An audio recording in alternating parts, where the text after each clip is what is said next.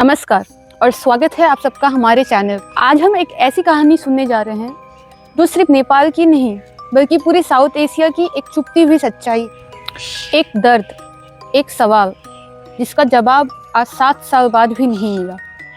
Justice for Nirmala Pant, ये वो 3 शब्द है जो सोशल मीडिया से लेकर काठमांडू की सड़कों तक गूंजती रही। 13 साल की छोटी सी बच्ची निर्मला पंत और उसकी घिनौनी मौत, एक ट्रेजेडी जिसने पूरे नेपाल को हिला के रख दिया।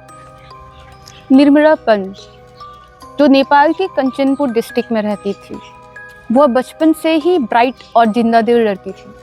उसकी माँ का नाम दुर्गा देवी पंत और उसके पिता का नाम यज्ञराज पंत था। वो लोग 3 बहनें थी और निर्मला मिडिल चाइल्ड थी। उसकी फैमिली की फाइनेंशियल कंडीशन काफ़ी कमज़ोर थी। निर्मला की माँ और पिता अलग रहते थे और घर चलाने के लिए निर्मला की माँ को काफ़ी मेहनत करनी पड़ती थी। उनके पास पानी पूरी का एक छोटा सा स्टॉल था और उसी से उन लोगों का घर चलता और कभी कभी वो बॉर्डर क्रॉस करके भी मजदूरी करते थे। बात जुलाई 2018 की है, जब निर्मला 13 साल की एक छोटी बच्ची थी और वो 9th क्लास में पढ़ती थी।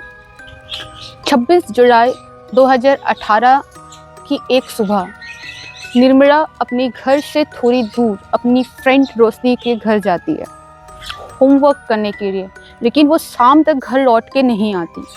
तब उसकी फैमिली परेशान होकर पुलिस के पास पहुंची, लेकिन शुरुआत ही गलत हुई। पुलिस ने मिसिंग पर्सन रिपोर्ट को सीरियसली नहीं लिया और फिर उसके अगले 27 जुलाई को निर्मला की बॉडी उसके घर के पास एक गन्ने के खेत में मिली। उसी 13 साल की बच्ची का हुआ था और उसे ब्रूटली मार दिया गया था। इस इंसिडेंट ने सिर्फ परिवार को नहीं बल्कि पूरे नेपाल को शॉक कर दिया। लेकिन असली कंट्रोवर्सी तो अब शुरू होनी थी। जब गुस्सा बढ़ा तो लोगों का ख्याल पुलिस इन्वेस्टिगेशन की तरफ गया और यहाँ सिस्टम की बड़ी बड़ी गलतियाँ सामने आई। सबसे बड़ी गलती तो ये थी कि पुलिस ने मिसिंग पर्सन रिपोर्ट को सीरियसली ही नहीं लिया। अगर पुलिस सही टाइम पे एक्शन लेती तो शायद आज निर्मला हमारे बीच होती। और जब उसकी बॉडी मिली तो पुलिस ने क्राइम सीन को ठीक से प्रिजर्व नहीं किया, एविडेंस को कॉन्टामिनेट कर दिया, जिसके चलते क्रिटिकल फॉरेंसिक एविडेंस जैसे कि क्लोथिंग और बायोलॉजिकल सैंपल्स प्रॉपर्ली कलेक्ट नहीं हो पाए। जब ऑटोप्सी हुई तो एविडेंस को प्रॉपर्ली स्टोर नहीं किया गया। ऐसा लग रहा था जैसे सिस्टम ही चाहती हो कि ये केस कभी सॉल्व ना हो पाए। लोगों को लगा कि पुलिस ने जानबूझकर एविडेंस को टैम्पर किया और प्रॉपर इन्वेस्टिगेशन नहीं किया। क्राइम सीन पर एक पुलिस ऑफिसर का निर्मला के ट्राउजर्स को धोने का वीडियो वायरल हुआ, जिसे सबूत मिटाने का कोशिश माना गया। जब पब्लिक प्रेशर बढ़ा तब पुलिस ने एक मेंटली डिसेबल व्यक्ति जिसका नाम दिलीप सिंह था उसे सस्पेक्ट बना के पेश किया। और जब दिलीप का डीएनए सैंपल निर्मला की बॉडी से कलेक्टेड डीएनए सैंपल से मैच नहीं हुआ तब लोगों का गुस्सा और बढ़ा। कई बड़े पुलिस ऑफिशियल्स जैसे एसपी गिरिराज बिष्ट और डीएसपी को इन्वेस्टिगेशन में नेग्लिजेंस के वजह से सस्पेंड भी किया गया। रोशनी और उसकी बड़ी बहन बबीता के अकॉर्डिंग निर्मला उसके घर सुबह 11 बजे के आसपास आई थी और दोपहर 2-3 बजे के आसपास चली गई। उसके बाद उन्होंने निर्मला को नहीं देखा। जब निर्मला शाम तक अपने घर नहीं पहुंची तब उसकी माँ रोशनी के घर आई थी। दुर्गा देवी को रोशनी और उसकी बड़ी बहन बबीता का बिहेवियर सही नहीं लगा। जब उन्होंने पूछा तो बबीता ने काफ़ी रूडली जवाब दिया, आंटी क्यों आपकी बेटी को देखना क्या हमारी जिम्मेदारी है? आप हमें क्यों परेशान कर रही हो? और निर्मला की बॉडी अगले दिन एक गन्ने के खेत में मिली जो बाम सिस्टर्स के घर से 500 मीटर की दूरी पर थी।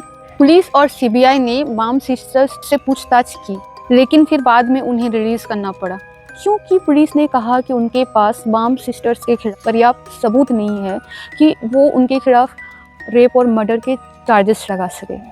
ऐसे रूमर्स भी थे कि इस मर्डर के पीछे हाई लेवल पॉलिटिशियन या सिक्योरिटी ऑफिशियल्स का फैमिली मेंबर्स का हाथ था और उन्हें बचाने के लिए पुलिस ने नेग्लिजेंसी दिखाई। निर्मला पंत के लिए जस्टिस की मांग एक नेशनल मूवमेंट बन गई। यह प्रोटेस्ट कंचनपुर से लेकर के पूरे काठमांडू तक फैल गई।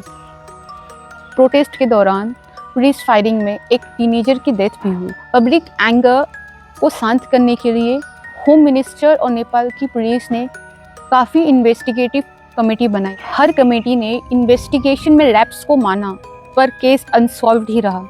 इससे लोगों का विश्वास सिर्फ पुलिस से नहीं बल्कि पूरे गवर्नमेंट से उठ गया। प्राइम मिनिस्टर और होम मिनिस्टर जैसे बड़े लीडर्स ने बार बार जस्टिस दिलाने का एश्योरेंस दिया, लेकिन जब केस सॉल्व नहीं हुआ तो उनके स्टेटमेंट एक हॉलो प्रॉमिस बन के रह गए। सालों बीत गए, सरकारें बदल गई, लेकिन केस आज भी अनसॉल्व्ड है।